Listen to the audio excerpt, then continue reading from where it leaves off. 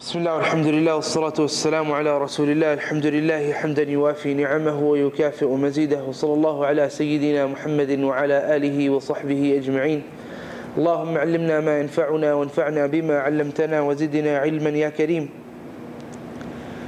By the grace of Allah Tabaraka wa Ta'ala, we come together in the second day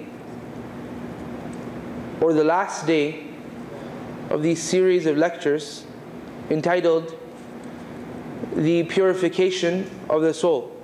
And we mentioned that usually when the ulama speak of the purification or tazkiyatun nafs, they speak of two subjects at large: the soul and the heart. And this short series of lectures, 4 lectures in total, they're focusing on the heart particularly. So yesterday we were discussing the different types of hearts. Do we have a volunteer to sum up for us the different types of hearts?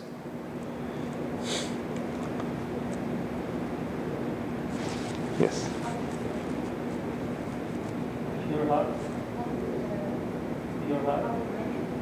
dead heart, sick heart. Okay, we picked the sister there. Okay. Yeah, that's right. Well, we had one brother giving us these hearts and one sister, alhamdulillah. So you have the Al-Qalb Saleem, the pure heart, the dead heart, and the sick heart. And then we started discussing what exactly is it that causes the sicknesses of this heart. And we particularly mentioned 4, or we were about to mention 4. We mentioned 2 yesterday. So who would like to mention that? Also with a raise of hands. Because if somebody doesn't raise their hand, I'll pick a hand.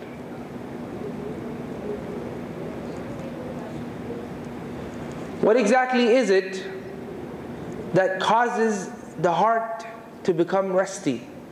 Because we were discussing yesterday the different types of things or different actions that can poison an individual's heart. You already answered. So if somebody else... Okay, you want to?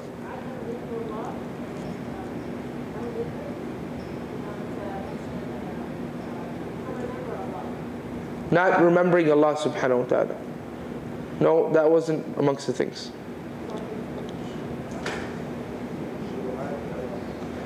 Those were the 2 different types of sicknesses of the heart. We were talking about 4 poisonous things to the heart. Is there anybody from the brothers? No? Yes, go ahead. What was that? Talking too much. Yeah, we discussed about talking too much. That was 1. Number 2? Yes. Exactly. So not lowering an individual's gaze. So that's 2. Now, today, inshallah ta'ala, we'll be discussing the 3rd and the 4th, and along with that, we'll also be discussing the things that replenish this heart. What exactly is it that an individual can use to help him fix this heart? Because we mentioned again and again, and we'll do that again today as well, that the Prophet ﷺ said, "Innal quluba la tasda." Verily the hearts become rusty.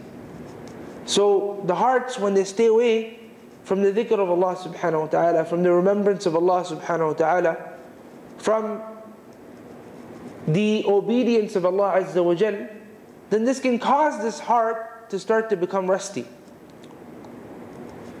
And there are certain actions that work towards causing this heart to become rusty faster.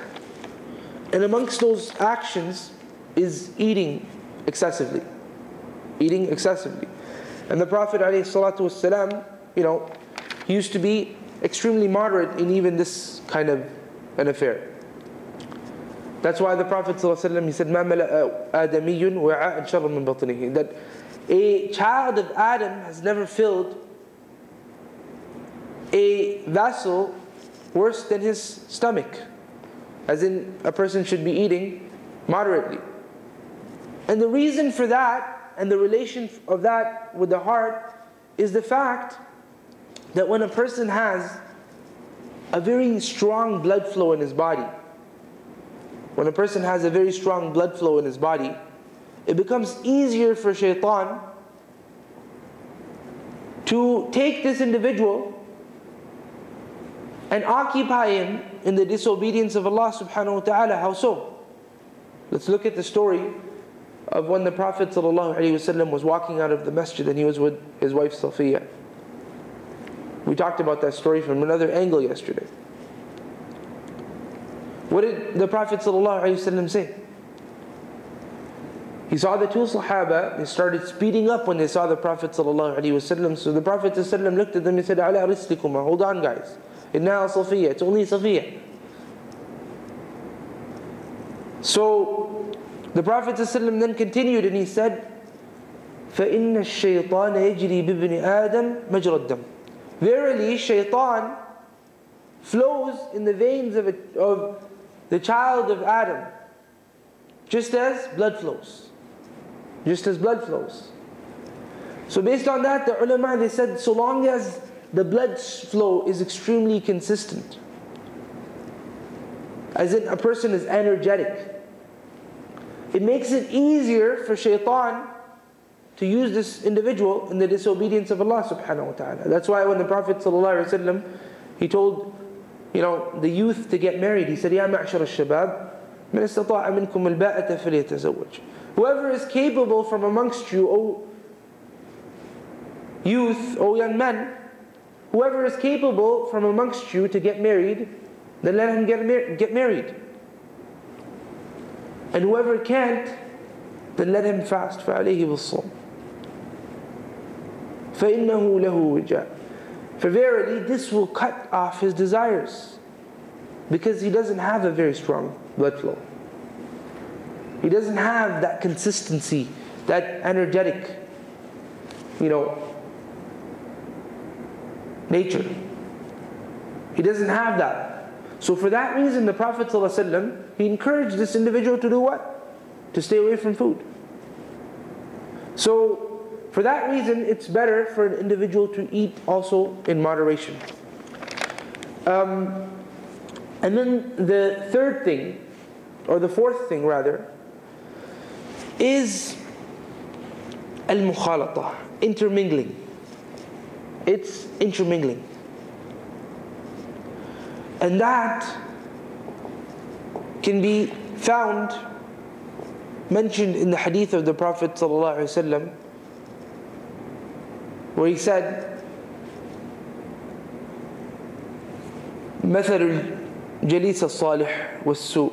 The example of a pious friend, a good friend, and the example of another that is not so good.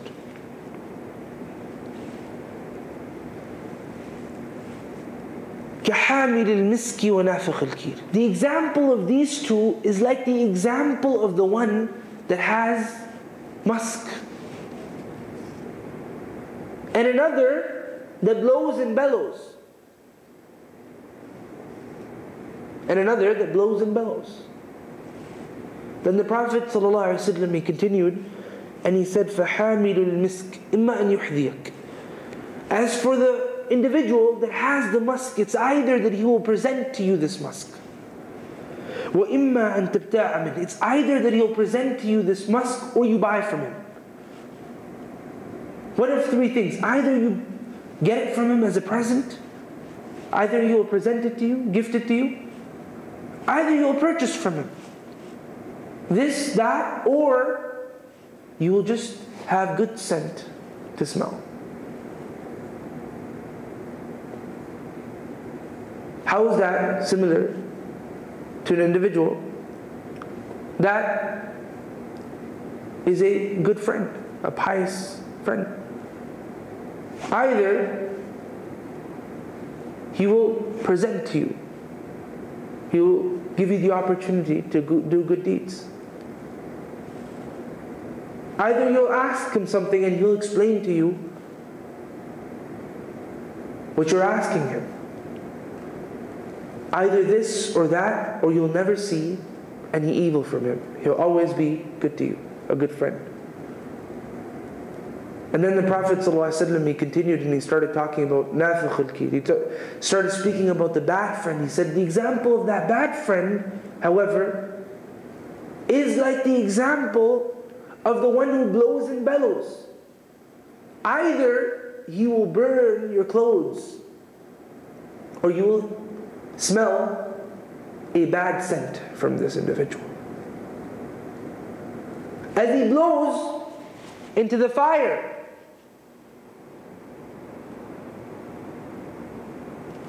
the ashes will come and make little holes into your clothes. As he sins and leads you to sin, slowly but surely, a dot after another, a black dot after another, will be placed in your heart. نُكِتَتْ فِيهِ نُكْتَةٌ سَوْدَى. One after the other, a black dot will be dotted in your heart. If he's not able to dot your heart, at least you'll be smelling a bad scent from him. Every time you meet him, you're thinking about how you can protect yourself from this individual. How with this individual, if you leave him something, you don't trust him because he's not a trustworthy individual.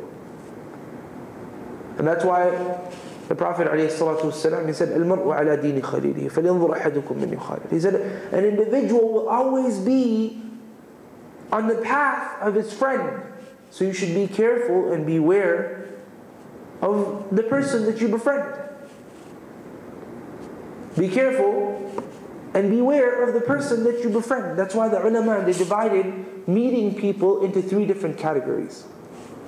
The first of those categories being the type of people, the meeting of whom is like nourishment to the body. Just as you need on a daily basis to eat, to drink, just as you need on your daily basis, you need your nutritions. You need to meet this category of people for you to keep yourself nourished. Who are these people? These, my dear brothers, my dear sisters, are the people of knowledge. These are the people of guidance. These are the people of truth. This is the good friend. The more you meet, the more you will be able to keep yourself nourished. The more you meet, the more you'll be able to keep yourself nourished. If you meet on a weekly basis, the dosage of your nourishment will be based on that. If you meet on a daily basis, that's how much it will be. If you meet on a monthly basis, then you can see where you stand. Because imagine eating once a month. Imagine eating once a month. If you eat on a yearly basis, you won't be around. Similarly, the heart, to keep it nourished, it's either you do it on a weekly basis or you do it on a monthly basis. But if you do it any more than that, you'll have a dead heart, just as you have a dead body. So that's why the ulama, they consider this section or these group of people, meeting them on a regular, the ulama, they considered it like nourishment to the body, like nourishment to the soul. Just as you need your daily dosage of food, as we said, you need yourself some ilm, you need yourself someone that can help you purify, and you do need it, and we talked about that earlier on as well. يَتْلُو عَلَيْهِمْ آيَاتِنَا وَيُزَكِّيهِمْ. When Allah subhanahu wa ta'ala is speaking of His Prophet, He said, He recites upon them our verses, also that He may purify them.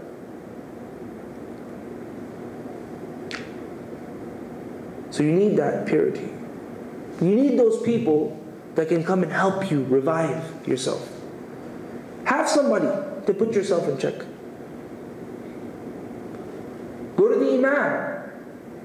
Just as you have a nutritionist that you go to help you set yourself a diet. Similarly, go to somebody to help you set yourself a diet of iman. And I'm not saying give bay'ah to somebody now. I'm not saying that. But what I'm trying to say is that just as you need, if you have a certain sickness, you need someone to solve it for you. Similarly, you need someone that can guide you through your problems. If you find your iman low, he can put you in check and say, hey brother, you did such and such, and that's probably what's causing it. Hey sister, you did such and such, and that's probably what's causing it. And some people are gifted in that sense. If a calamity befalls you, then they can link between that and something you may have done in your own life that you may have not considered before that. Because Allah subhanahu wa ta'ala says, whatever strikes you in this life, it is from that which you earned yourself. So have somebody, and you have a'immah all over the city. Ask them for guidance. The Prophet, don't you see the example of the Sahaba? They used to go to the Prophet ﷺ all the time. They'd be like, Ayyul imani khair, O Prophet of Allah ﷺ. What action for belief is the best? What action is the best in Islam, O Prophet of Allah ﷺ? Inna shara'i al-Islami qad kathurat alayna. Verily, the legislations of Allah subhanahu wa ta'ala have become numerous. So tell us one thing, O Prophet of Allah sallallahu alaihi wasallam, that we can do. Just one thing that we can stick to.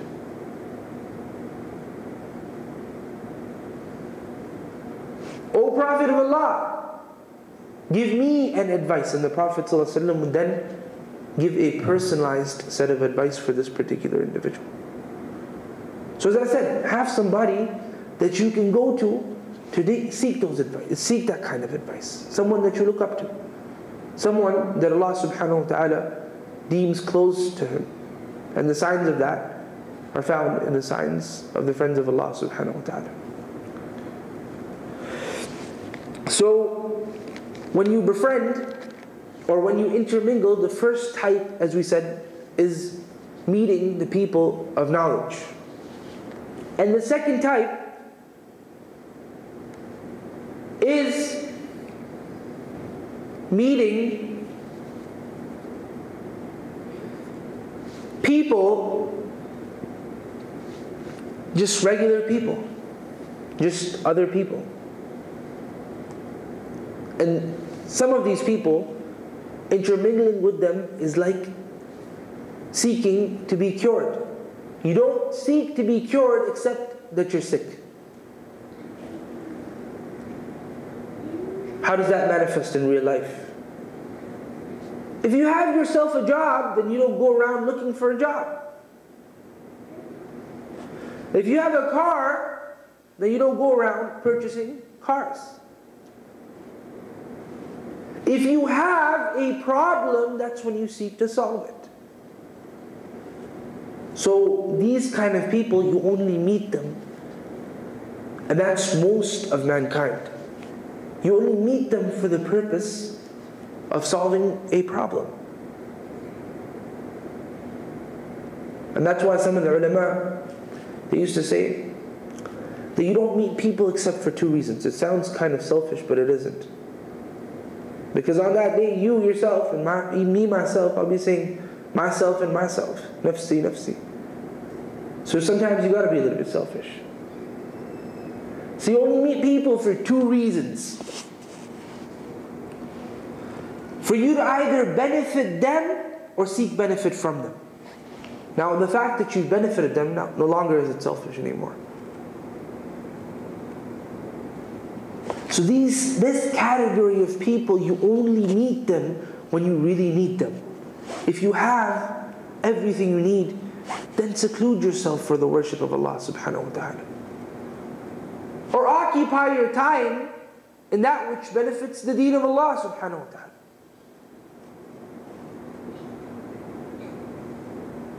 And that's why, Ibn al-Jawzi did what he did, the example we gave yesterday. That's why he did what he did. That's why he was in such a dilemma, because he didn't want to meet people because he thought they were all from this category right here, which is just a cure. If you need them, you meet them. If you don't have a car, you look for one.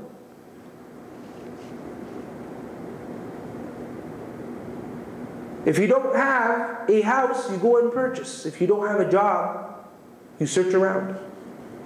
But if you have all that, if Allah subhanahu wa ta'ala has made you from amongst the people about who the Prophet ﷺ said, مَنْ أَصْبَحَ مِنْكُمْ آمِنًا فِي سَرَبِهِ مُعَافًا فِي جَسَدِهِ وعنده قوت يومه فكأنما حيزت له الدنيا بحذافيرها. That whoever from amongst you wakes up in the morning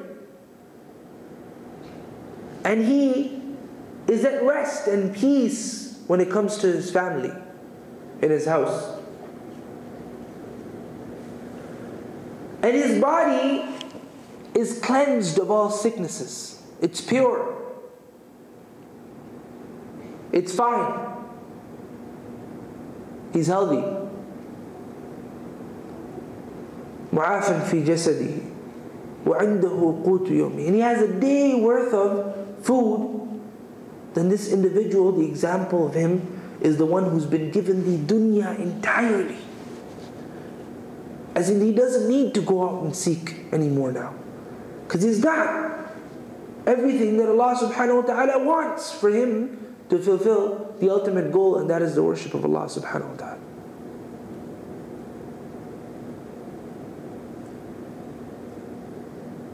So if an individual has all this and still continues to do nothing but meet people and waste his time, there's something that he needs to do to put himself in check. Because Allah gave him his family, Allah gave him his wealth, Allah gave him what he needs to eat. Now Allah subhanahu wa ta'ala wants him to worship Allah subhanahu wa ta'ala. And Allah didn't create us except for His worship. That's why we say that this category of people, which is the vast majority of mankind, the example of them is the example of a cure. You only seek it when you're sick. But if you seek it on a regular, then all the calamities that befall an individual that is constantly intermingling may occur for you as well. You go into a majlis, a gathering, and there it is, the hijab pin example. Her hijab pin doesn't look nice. His nose is too large. That brother, he gotta get a beard trim. But that guy's bald. Where did your hair go? Or just simply, I don't like that guy. The ulama, they said, even saying ثَبَّتَنَ اللَّهُ وَإِيَّاكَ, or statements of such sort, is considered backbiting when an individual is mentioned. So let's say you're sitting in a gathering and you feel that Zayd is a bad person, he commits sins, and you're sitting with Amr. I am sitting with Amr, مثلا, or Umar, to make it easier. And I say, and Zayd is mentioned, some random brother. And I say, Allah yahdina, Allah yathabbitna. Also that I can prove to this Umar right here that I'm better than him, better than Zayd. May Allah guide us May Allah put us steadfast on this path of Allah subhanahu wa ta'ala. Just that mere statement, the ulama, they said, you're trying to look down on another person?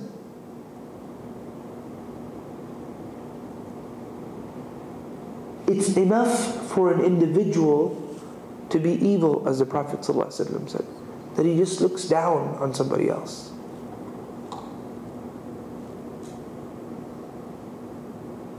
So somebody else is mentioned, all you say is, may Allah guide us. The ulama, they said this is considered ghiba, because you're trying to say that I'm better than fulan, and he's not that good. How often do things like this occur? Extremely often. Very often. And that's why we go back to the example of Ibn al-Jawzi there. He recognized that. He recognized that, and when he did, he adopted a path of seclusion. He used to meet people, but we remember the example we gave. He had a very creative methodology of meeting people, so that he doesn't waste his time with wasteful conversations. Conversations that will come on the Day of Judgment,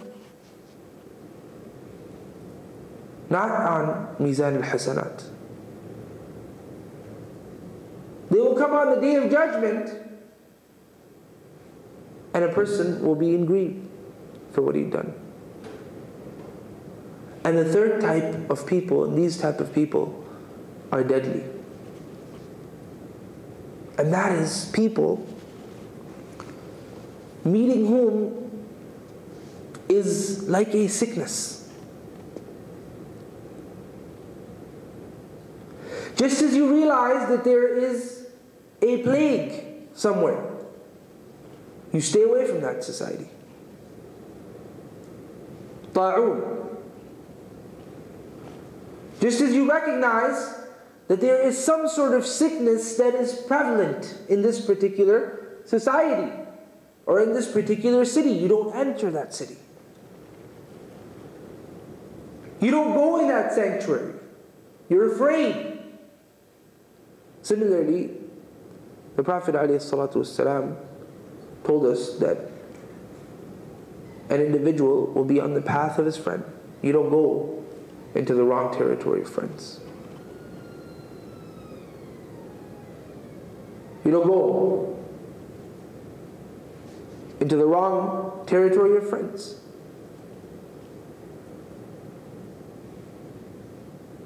يَوْمَ يَعُضُّ الظَّالِمُ عَلَى يَدَيْهِ. And on that day, a transgressor will be biting his fingers. يَقُولُ يَا لَيْتَنِ اتَّخَذْتُ مَعَ الرَّسُولِ سَبِيلًا. He'll say that, oh, I wish that I would have taken with Allah's Prophet ﷺ the path. And then he will say that hasrata, ya hasrata. Oh, how I am in severe grief. لَقَدْ أَضَلَّنِي عَنِ الذِّكْرِ بَعْدَ إِذْ جَاءَنِي. And this Satan and people of that path, they misled me and misguided me from the remembrance of my Lord after it had come to me. All because he took up a friend that wasn't a good friend. We see brothers, we see sisters practicing, worshipping Allah subhanahu wa ta'ala alone. And then a few years later, you see the brother clean shaving in a house party. Sister with her hijab off, just half naked. Why? All because they took up the wrong friends. A friend can really mislead an individual. That's why you have the example of that individual that went from the Muslim lands to Constantinople. And when he did such, he was a hafiz kitabillah.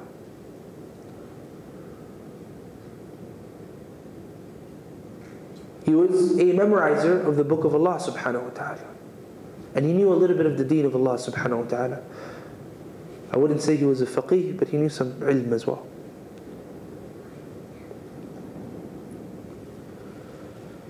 And when he got there, there was a woman, a Christian woman. And slowly but surely, she lured him into her path. And he was amongst the strong huffaz of the book of Allah subhanahu wa ta'ala.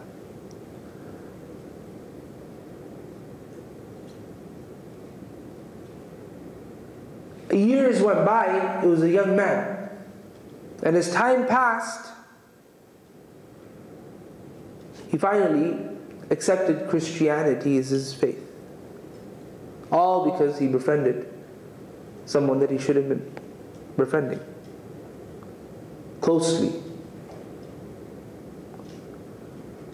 And then a man came again from the Muslim lands to Constantinople, all so that he can see this man and ask him. He used to be a hafiz kitabillah. He used to be someone that memorized the book of Allah subhanahu wa ta'ala. I see that you're now a Christian.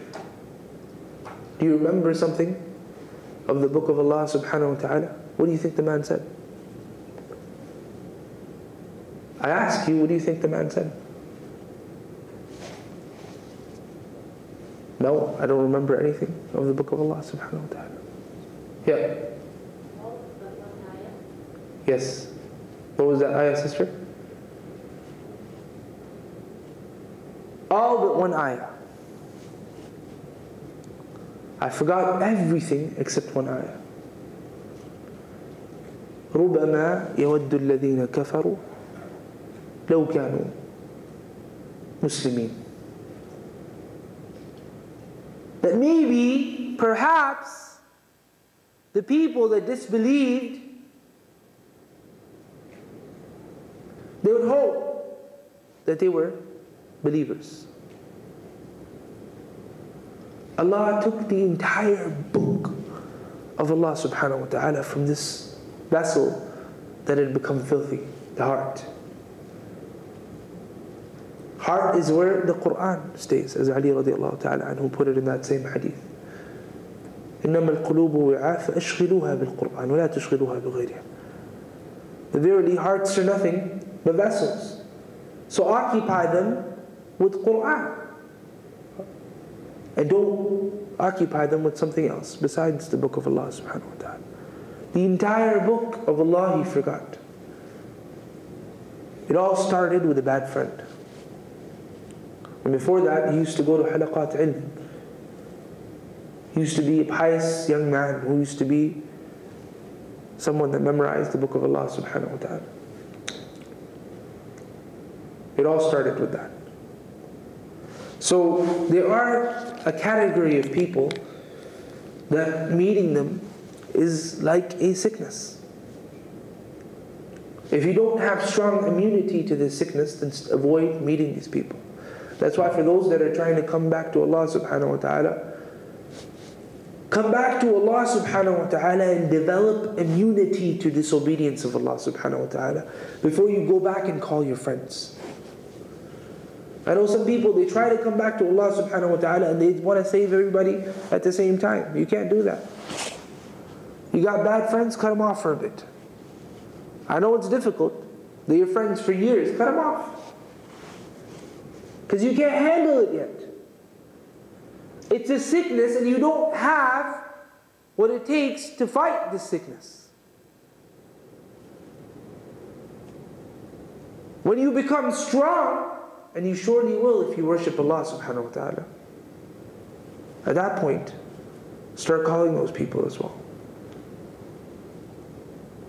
At that point, you should start calling those people. Otherwise, they'll drag you in the boat with them. Now, with that being said, alhamdulillah, we've completed our session on the 4 major sicknesses or 4 major poisonous deeds, actions to the heart. And we will get into the different things that help an individual replenish the heart. But before that, inshallah ta'ala, we'll take a short break.